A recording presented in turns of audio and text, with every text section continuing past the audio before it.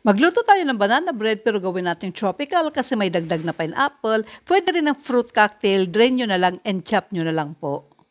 Gagamit tayo ng 3 pirasong hinog na saging, lakatan ng gamit ko, mash natin. Pag na-mash na, ilagay na ang crushed pineapple, kalahating cup na melted butter, 3/4 cup na sugar, vanilla extract, and 2 eggs. And mix until sugar is dissolved. Set aside.